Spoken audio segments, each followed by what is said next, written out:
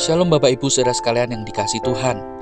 Bersyukur kepada Tuhan untuk sekali lagi kesempatan di mana kita boleh menyambut hari baru yang penuh dengan rahmat Tuhan.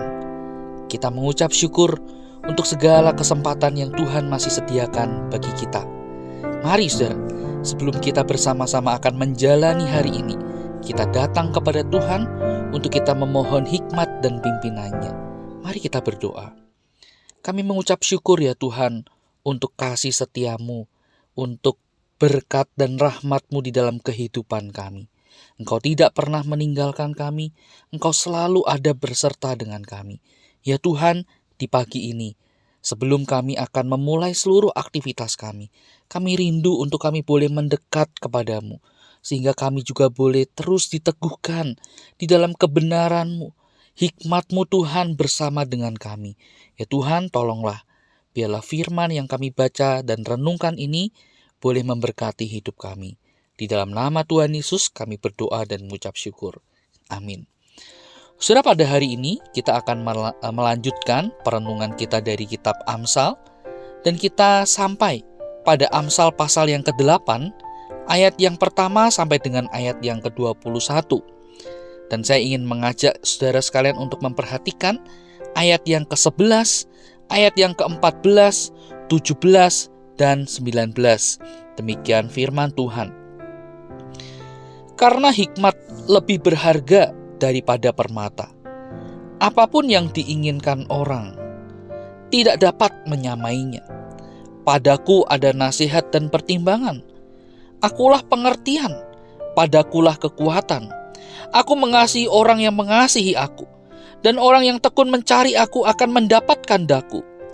Buahku lebih berharga daripada emas, bahkan daripada emas tua.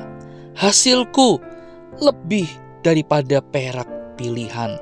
Sampai di sini kita membaca firman Tuhan. Saudara, Rasul Paulus pernah dalam satu kesempatan memberikan nasihat kepada jemaat di Efesus.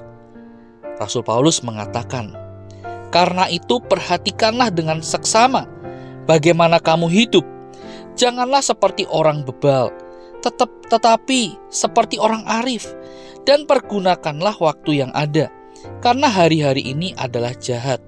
Efesus pasal yang kelima, ayat 15 dan 16. Nah, saudara, apa yang menjadi nasihat Paulus hari-hari ini di dalam kehidupan kita? Wah, ini saudara sangat relevan sekali. Bagaimana tidak, saudara? Situasi dunia sekarang ini serba tidak menentu dan mudah sekali berubah. Ditambah lagi, saudara, kalau kita mau melihat dengan seksama, ada begitu banyak godaan atau saudara derasnya tawaran dunia yang datang bertubi-tubi di dalam kehidupan kita, yang saudara, kalau kita tidak hati-hati akan dengan mudah membuat kita hanyut. Makin lama, akhirnya kita makin jauh dari Tuhan. Karenanya saudara, orang percaya kita dituntut untuk memiliki hati yang penuh hikmat bijaksana di dalam menyikapi segala sesuatu. Saudara, jika kita tidak punya hati yang penuh hikmat bijaksana, saudara, kita akan mudah sekali untuk kecewa, sakit hati, marah, mengasihani diri, putus asa, bahkan hidup kita cenderung hanya untuk memuaskan keinginan daging kita. Namun saudara, syukur pada Allah, hikmat itu, kebijaksanaan itu sesungguhnya berada dekat dengan manusia, dekat dengan kita. Saudara, penulis Amsal mengatakan, barang siapa yang mau mencari hikmat dengan sungguh-sungguh, pasti akan mendapatkannya. Lalu yang menjadi pertanyaannya adalah bagaimana caranya? Nah saudara, hikmat tidak dapat diperoleh hanya dengan kita mengandalkan harta kita, kuasa kita, kepandaian atau bahkan jabatan kita. Melainkan saudara, hikmat hanya dapat diperoleh ketika kita memiliki hidup yang takut kepada Tuhan dan mempunyai hubungan yang akrab, yang karib dengannya. Kenapa? Karena Allah adalah sumber hikmat yang sejati. Jadi saudara, kebijaksanaan atau hikmat yang sejati tidak akan kita dapatkan hanya dari kita membaca buku-buku ilmu pengetahuan, buku filsafat, atau buku-buku karangan manusia lainnya. Melainkan saudara, ketika kita merenungkan firman Tuhan yang hidup, kita bergaul karib dengan Tuhan, saudara, di sanalah kunci hikmat yang sejati. Saudara, kita mengingat Salomo, saudara, menjadi contoh orang yang memiliki hikmat yang luar biasa. Saudara, Salomo memperoleh hikmat tersebut karena ia memiliki hubungan yang dekat dengan Tuhan. Namun ketika ia mulai menyimpang dari jalan-jalannya, ia mulai meninggalkannya. Saudara, saat itulah kita melihat bagaimana Salomo tengah berjalan menuju kepada kehancuran. Saudara, itulah nilai dari hikmat Tuhan. Hikmat Tuhan sesungguhnya jauh lebih berharga dari permata atau apapun yang pernah diinginkan oleh orang. Saudara, hikmat Tuhan sangat kita perlukan untuk kita menjalani hari-hari kita, sehingga hidup kita boleh tetap berjalan di dalam kehendak Tuhan, di dalam rencana Tuhan, dan mencapai tujuan dari hidup kita, yaitu serupa dengan Kristus.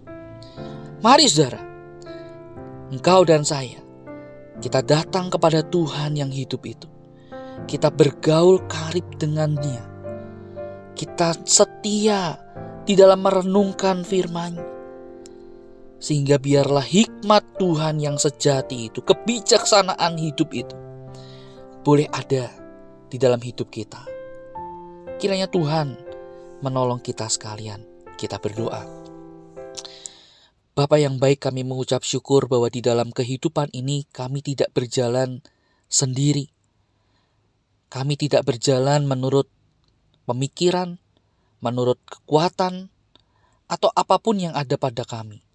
Melainkan Engkau bersama dengan kami, Engkau memberikan kami hikmat, menuntun langkah kami. Bahkan ketika kami serong, Engkau sendirilah yang menarik kami untuk kembali berjalan di dalam kebenaran. Tuhan, tolong kuasailah hidup kami, agar hidup kami menjadi hidup yang penuh hikmat, hidup yang bijaksana di hadapan Tuhan. Kiranya hidup kami juga boleh menjadi kemuliaan di hadapan-Mu. Terima kasih Yesus, kami berdoa dan menyerahkan hari kami pada hari ini ke dalam tangan-Mu. Kami berdoa dan mengucap syukur. Amin. Selamat pagi, Tuhan Yesus memberkati kita.